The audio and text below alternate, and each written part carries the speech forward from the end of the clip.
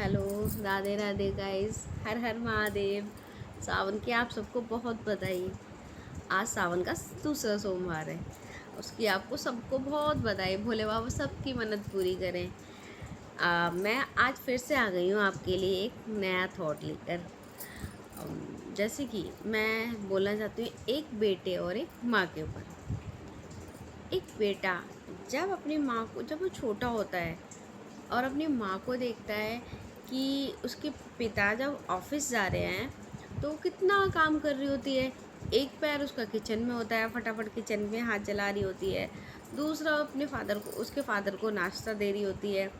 तीसरा उसको उनको बीच में कुछ कुछ चाहिए, जैसे कि सॉक्स चाहिए, जूते पहनने हैं, सॉक्स लादा लेकर आ रही है, हैंकी दे रही है और घड़ी दे रही है। इतने मतलब 4-5 काम एक साथ कर रही हैं। उसको कभी इधर दौड़ते देख रहा है, कभी उधर दौड़ते देख रहा है, कभी ये लाते कभी वो लाते देख रहा है, सब कुछ देख रहा है।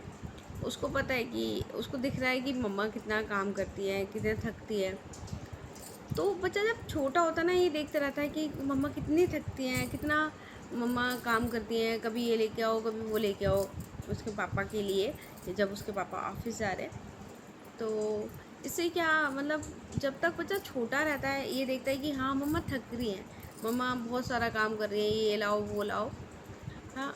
तो अब क्या क्या है कि वो बच्चा जब बड़ा हो जाता है तो वो क्या सोचता है कि नहीं, ये तो भाई एक लेडीज़ की ड्यूटी है, वो उसे ही करना है।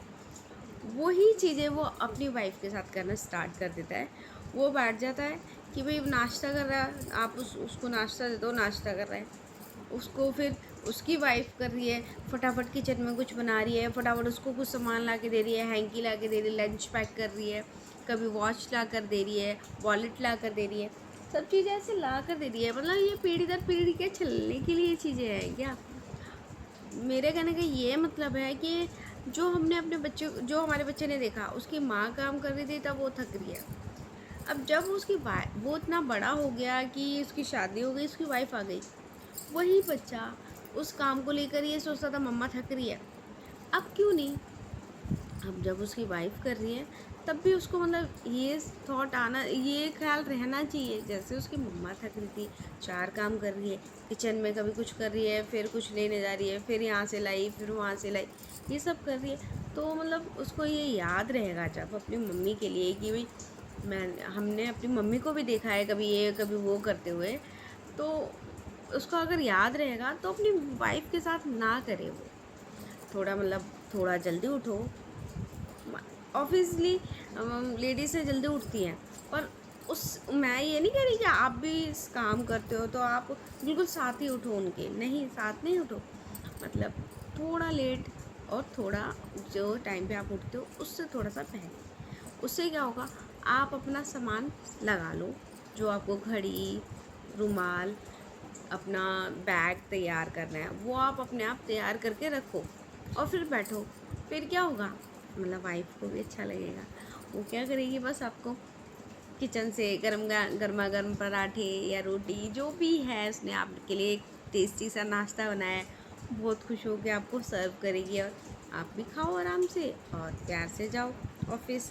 उससे क्या होगा कि थोड़ी सी मदद उसके लिए बहुत हो जाएगी। वो एक जगह खड़े होके किचन में आपके लिए लंच बना रही है, सब कुछ कर रही है और 4 काम कर रही है, उससे बेटर ये है ना कि वो एक जगह खड़े होके बनाए और आपको सर्व करे, आपको प्यार से खिलाए और आप भी प्यार से जाओ।